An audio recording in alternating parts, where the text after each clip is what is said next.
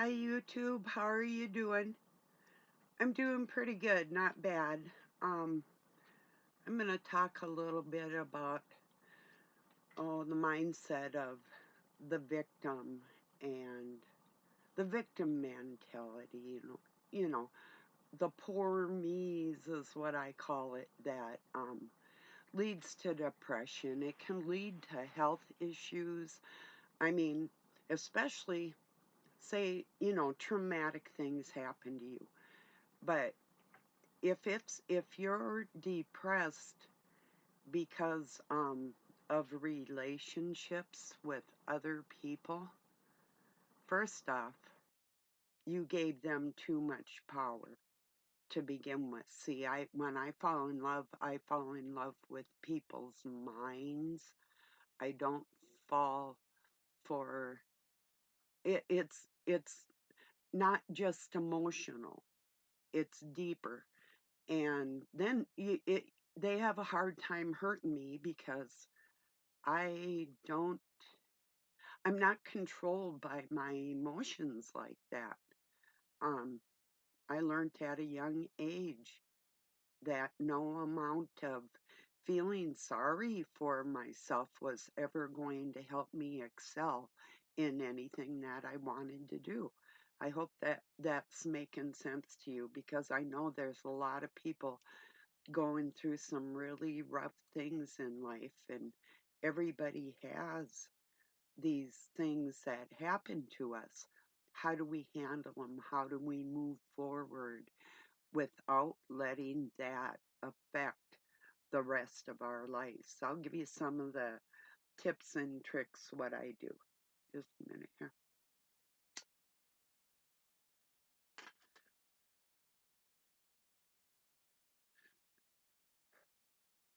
This is so real. I mean, it doesn't matter if it's friends, parents, kids, people that you meet, keeping in mind, of course, not everybody's going to like us, but when we invest our time and our heart in other people, if you do not keep your heart guarded, you're susceptible. And if your mind is very strong, in areas where maybe even somebody that wants to control you isn't as strong minded as you, um, you can kind of see all sorts of people out here trying to manipulate others with um, oh the threat of uh, like you either bend to my will or I'm not going to like you, or the threat of if you don't comply and do things this way, um, you're going to be excluded or whatever. If those types of tactics work on you, you're going to be uh, lowering yourself. You will fall. That's falling when you entirely invest in somebody and let it break you. you know, not living in the past. I mean, living in the past enough to gather the lessons that I learned, whether they were hard um, or even gathering the enjoyment that I had, um, and leaving the bad stuff behind in my mind. Whenever that comes into my mind, I replace it with a good thought. You know, I don't dwell on the past like a lot of people seem to be doing. I mean, everybody's got this um, mindset. Not everybody, perhaps, but many people have the mindset like, oh, I take this for my heart and I take this so I can breathe. And some people actually need the things, don't get me wrong, but and I had these injuries and um so many people were mean to me or whatever, and they carry it on into their adult life, keeping their minds at a lower vibration with that. I've just been too independent all my life to worry about how somebody else is going to act in my life or around me. That type of feeling. I mean, it doesn't matter if it's parents or whatever. Um, People are different. So if they're so different that it caused a rift between you and the other person. Um, like I say, you can gather what good you got out of the whole ordeal, or you can wallow in the sadness and the sorrow of it all and not be able to help yourself. Because if you've noticed, like if you start crying and you can't stop crying and you're that sensitive and that emotional about things, that robs you of strength that you could be using for other things. So when I feel sad, I'll get busy. I'll do things.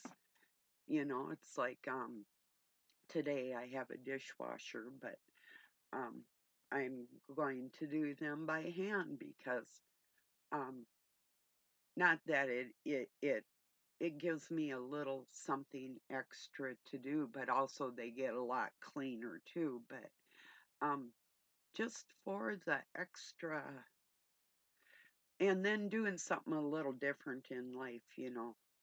Well, yeah, I did them by hand yesterday too, and the day before, but um, for the mere reason of just kind of doing something different, you know, in my day. Sure. Oops, sorry about that. Yeah, I'm like, kick you. Yeah, sorry about that. I'm such a dork, right? Yeah, I'm sorry. Just come over here. I'll kick you. You can kick me back if you can do it. Cheers. I mean it. I'm cool with it. I don't care. I don't care anymore what you say. We don't play the same game anyway.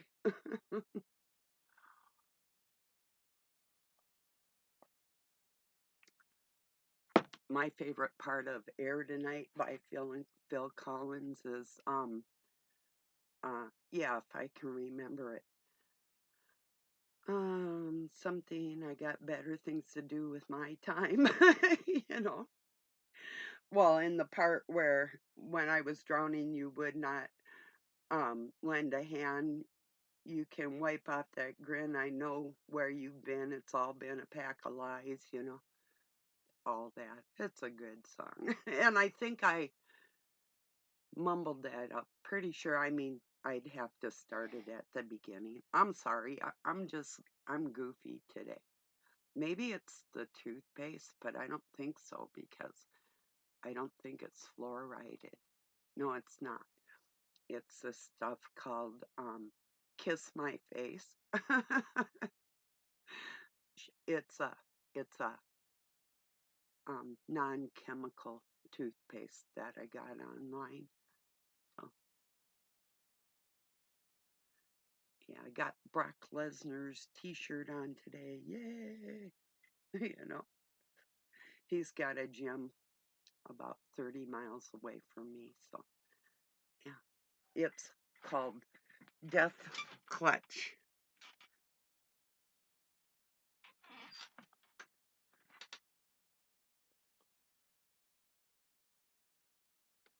Like there used to be a dude called the Claw.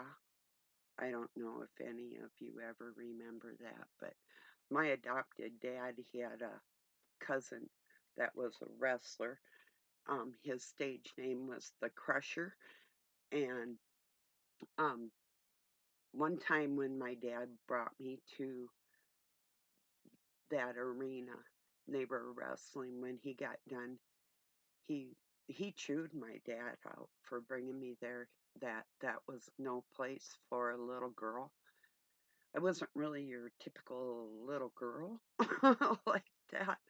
I mean, I love to wear dresses, but there was times in my life where I stopped wearing dresses not to become more man-like, but because nobody respected that girl in that dress, so I was going to find another way where they were going to respect me whether they liked it or not. And I accomplished that. Maybe not with everybody, but you know, whatever. That's why I'll tell people I love you, and if they respond in kind, that's good, or whatever. you know, I cannot worry about how somebody else feels about me, especially if they're having trouble um, gauging and regulating how they feel about themselves. I'm not gonna, I'm not following that one. I'm following this one. You know, I was thinking how many people, like, I was listening to Lady Babylon, and he's a professor. And it's like when you take a college course and you're paying for that course, which I'm not on there, at least not yet, but when you're paying for a course and um or um what would it be called? Well, anyway, anytime you pay for a higher education, are you actually listening to absorb what you're being taught, or are you listening to make it your own? I mean, this goes with everybody. Are you actually listening to garner any intelligence, or are you listening to respond? I know a lot of people, when you talk to them, they're not really hearing what you say. They're just listening with the intent to either respond or to take what you said and make it their own, you know. And um, Professor Ullman, Dr. Ullman, has a tendency to repeat himself and say, "Do you understand?" Well, that's good when you're teaching people, especially. I've noticed that a lot of people's listening skills are, it's like vacancy, you know? Um,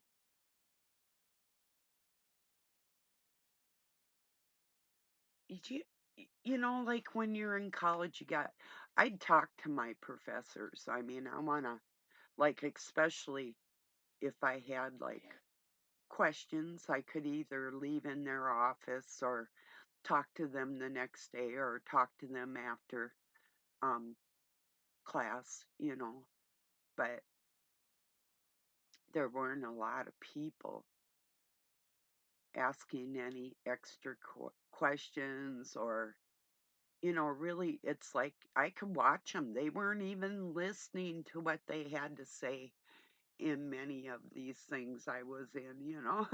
It's like, oh, I was going to say too, there's some of us, I took regular typing on a typewriter. I had a typewriter in my room when I was a kid, and I got pretty quick about, oh, pretty quick, like about 74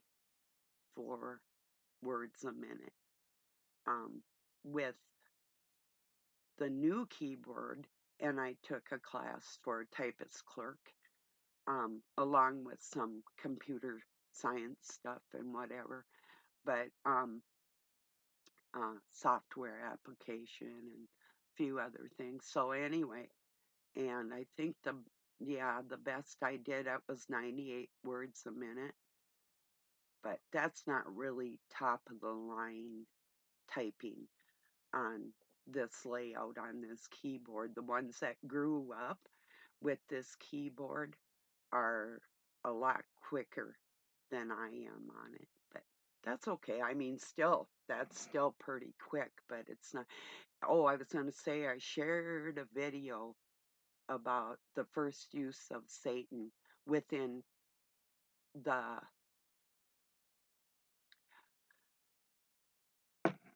It's a Greek word meaning slander. That's the etymology. What I could find the deepest part of the etymology. Now, I'm pretty certain within the Greek that there's other definitions of what that term Satan means, and I know Dr. Alman had mentioned that. And when I was reading that to people, I was still recovering from broken bones. First, I broke my toes, and then 6 months later, I caught Doug out of a tree on my shoulder, and I smashed this part of my arm. I smashed my shoulder, broke and ripped, and oh, it hurt. It hurt. He was really a big dude when I did that. And I had him on my shoulder, and so he wouldn't fall and the chainsaw wouldn't slice us up. I went like this, and when I did that and his weight came back down on me, smash. So, yeah, you can see all my wounds like defensive shit from blocking kicks and hits, and oh yeah, it's all real. My scars, my battle scars, you know. So, yeah. But anyway, when I made my very first YouTube video, I was getting over um, cyanitis operation, um, testing and prodding from the CDC and the Mayo Clinic from unknown fluke that I have, that I've identified, by the way, and uh, broken bones, a stroke, because we had gas leak in it. They had replaced the gas pipes in our house, and they used water fittings. Well, I was sleeping on the couch back then, and right where I was, it was coming up through the vents, and it got to me first, and I stroked out. I couldn't talk, I couldn't walk. I also had my horse fall backwards on me. We both had an accident, all within like one thing right after another. It was crazy. I mean, and there's even more than that. That's just some of it. So when I first was getting on here trying to talk to people, I could barely even talk or type, you know. People were like asking me questions or trolling me, and I didn't always respond like a nice person. I wasn't in the fucking mood, but I did want to try and get some information out to people and show them what was twisted within the scriptures so they can decipher that for themselves, you know? So and then I found other people that weren't necessarily untwisting text, but every once in a while they'd put through like a nugget of something that was more true to what the actual reality of things and the Trinity, what it actually is, you know, inside of ourselves.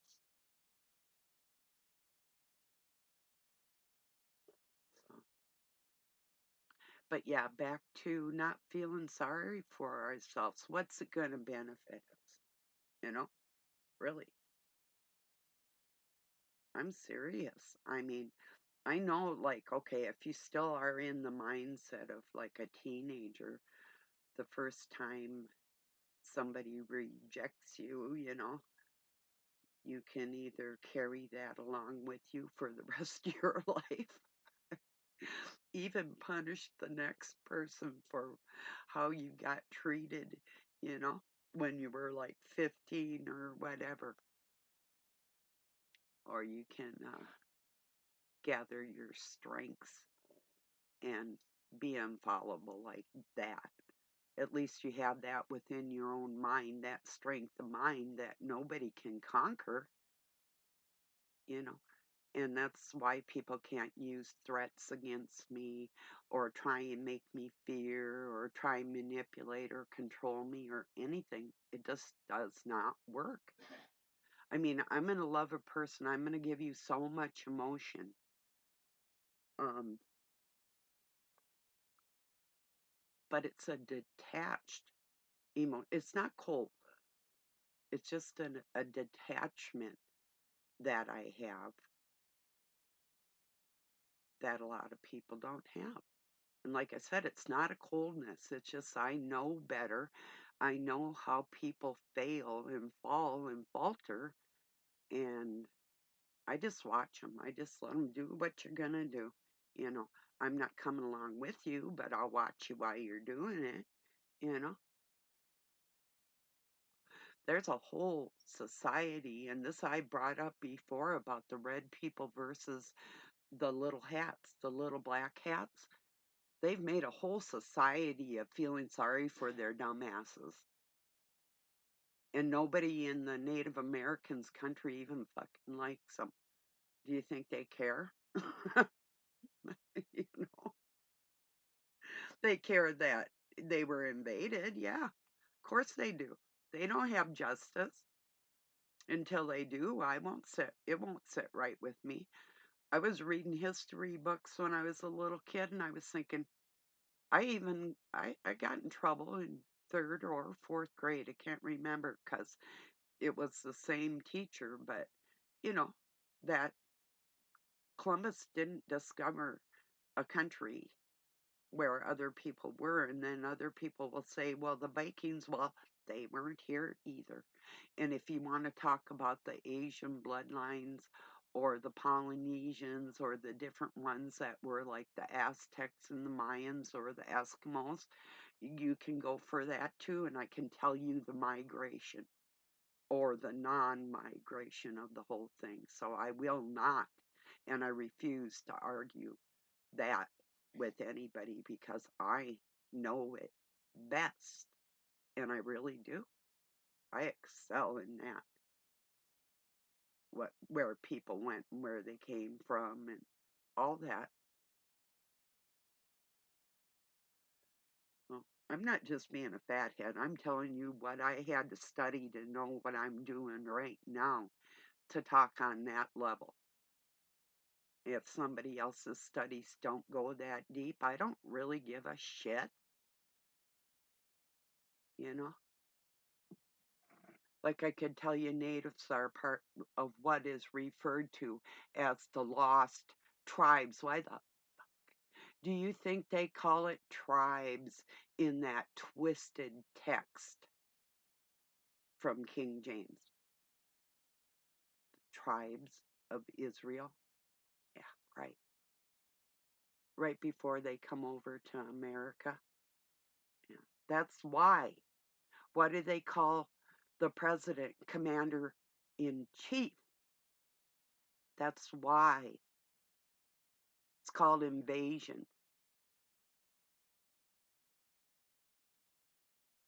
Taking parts of what that society is and making it your own. That's what they've done everywhere in the world. I mean the dark cabal that twisted our history, our texts, and the migration of the whole thing. And Dr. Amen Skutha is right. That's a Greek term for a woman. Mm, they said goddess. I see. Mother warrior. So yeah, Skutha. You got that right. Because what does she defend? She defends what's right. She brings justice. It's like Lady Liberty. They can say it's a man, they can say it's Apollo. And you know what? I'm going to tell you something. What if it's both? Yeah, it damn sure is. There's an essence of of course, and people will say, "Oh, well, that's not true. It's like the God of the Bible," and um, or like Christ and Jesus are the Holy Spirit. They became the voice in your head from your dirty deeds done dirt cheap because you weren't listening to the gentle voice of the female spirit within this whole construct that we live in. And when people don't honor their mother, they don't deserve to live, do they? I don't care if you fucking hate her with everything you've got. I have a big disrespect for the thing that put me here, except for the fact that she actually carried me. But besides that, her emotional control, unless it's being cold, she's good at that. But her emotional control, as far as um,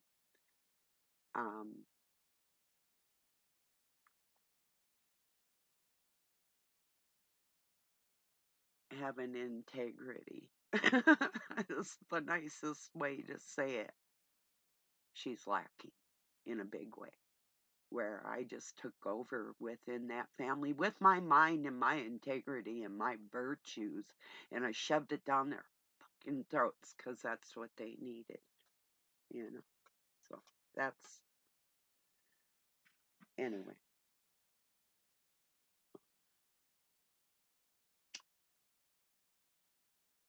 So do we really care what happened to us when we were 5? You know, I mean, enough to where we're gonna make it determine what we're doing when we're 55 or 65. Are we still crying in our soup or whatever because of something that happened to us when we were 2? You know, that's where you have to pick yourself up and say, you know what? She's right. Everybody has pains and sorrows on this planet.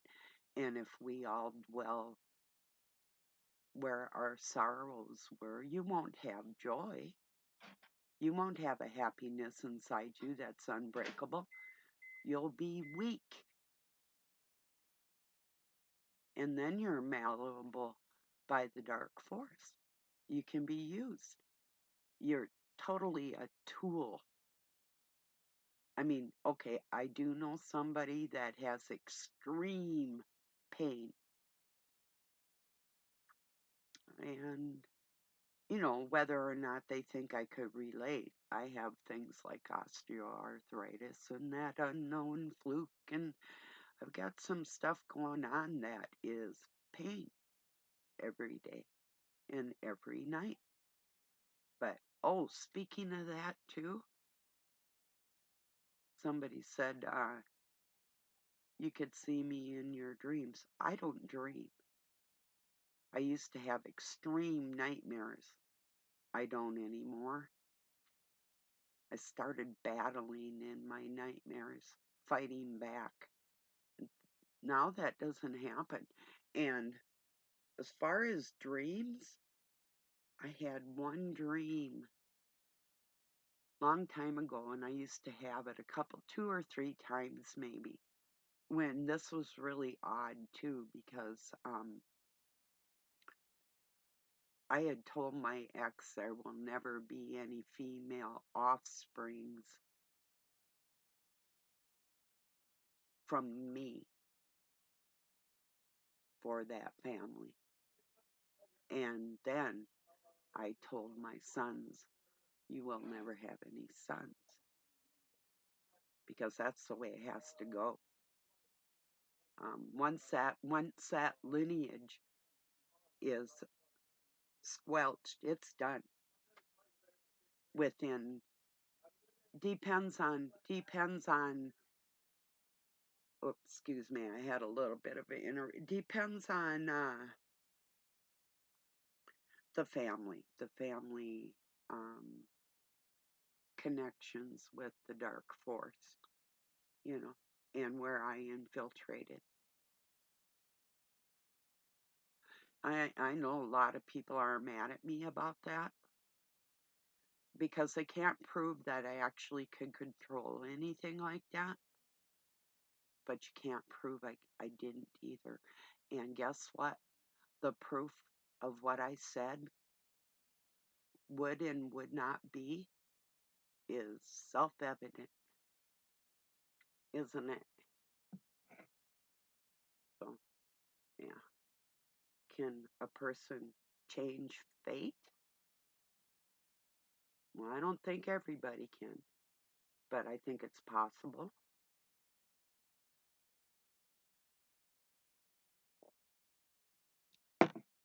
So back to that not feeling sorry for yourself. You'll never get ahead with that mindset. And if you're living in pain, there are mechanisms within our minds that we can use to alleviate those. It's a real thing, especially when you're dealing with nerve endings, but you have to be able to calm your mind enough to implement that through meditation. And God will help you too. I know what I'm talking about.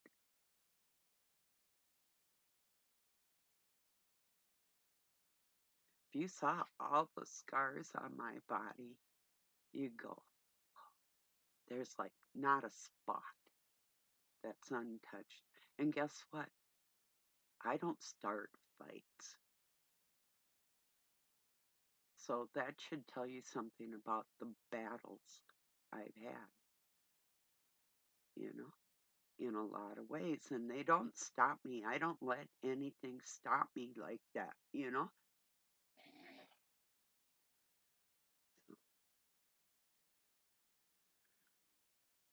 Excuse me. I don't know. I'm just thinking today about people struggling and the things that they're struggling with. If you have physical ailments that are causing you pain, you are going to be on a lower vibration automatically. That's when you have to use your mind extra hard so you don't fall into the crabbies and the poor me's and start causing other people pain from the pain you're in, whether it's physical or emotional. Just don't go dumping your dirt on other people, because when you're strong, you don't do that. You keep it to yourself. You do. You just do. That's what a decent human being does. I mean, you can tell somebody you love your problems, your ailments, and whatever. If there's some way they can help you, you know. But if it's something that I couldn't do for you that you have to do for yourself, this is where I'm saying you have to gather that for yourself. You don't want to come back and do this again, do you? I mean, just think if it was bad this time and there were lessons to be learned that we're not learning, how much worse is it going to be next time? If you thought this time was bad, say if you didn't like your mother or your father, well, next time it might be worse. You might not have any parents. Think I'm kidding? I've lived it. I'm telling you what's up. Sometimes you just got to go through things fast and get it over with. Face the music, learn what you need to learn, and move on, you know? But if you're going to ignore lessons that you need to learn and harm other people along the way, that's not free. You take it as a loan whenever you do that to somebody because it's coming back on you. if I have anything to do about it, not only is it going to come back on you, but it's going to come down hard.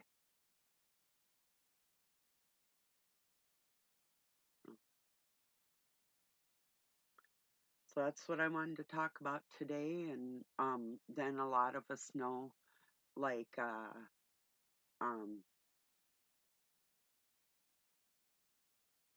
the fictitious gas chambers and things that were said to have been um, in Germany, and who were the people that were being eliminated, so they said, as they moved to other areas in the world like South America, White Island, and um, England, and Norway, and China, and other places, the Americas, but how they used the money through, well, the not the first bank, but the connection to the Rothschilds and the rest of them. It's all very real. And the Rothschilds bloodline stems from Germany, and they're Jewish. And a lot of people forget that when they look at people in England, they're like, oh, they're English. No, they're not. Some of them derive from Roman times, and others are like Scotch Irish, English, Jewish, German. German Jews, and it's like my adopted dad was Swedish and Finnish. That name Colleen, Calin, Callan, Colleen, it's called Colleen. It means the mountain or the hill. Um, there's a lot of them in England, and that's the migration of that bloodline and their takeover of the world, and how they could call themselves one nationality when they actually were something else. And that's how they present themselves to the world, when all the time they're them little black cats. My dad used to laugh and say, well, he's the Minneapolis Jew. Yeah, end of story. So, well, I'm going to get this uploaded. I appreciate y'all joining me. I just wanted to touch it. It's not that I lack compassion, because that's not the case. But if I um, let other people's sorrows conduct my emotions, when I'm good at controlling my own emotions better than anybody else I know, then I have to set that aside, and I know they're not as strong as me like that, but that's what I'm trying to impart onto people, is to gather that strength about yourself. Don't go down into the poor me's. It's not going to get you anywhere. It's worthless. It's robbing you of your time, of your life, and any happiness you could ever have. So yeah, and you can laugh even when you're in pain. I've been known to laugh and cry at the same time, especially if I've gotten hurt or something, or in a battle. Yeah, I'll cry, but I'm still fighting. That's crazy, but that's just, it hurts. So anyway, so I hope that this might help somebody. And like I say, I'm not lacking compassion. I love you. I do love everybody as much as you let me. So if you're very lovable, I'm probably really going to love you. It doesn't mean you can't be mean. It doesn't mean you can't be feisty or even have kind of a dark aspect. More power to you. I don't care, you know. It just has to do with how much of a friend can I actually be to anybody, whether we're related or not. What do we have in common? My emotional strength is very uncommon. So hope you can um, get something out of this. Have a really nice night or day wherever you're at. Peace. I love you.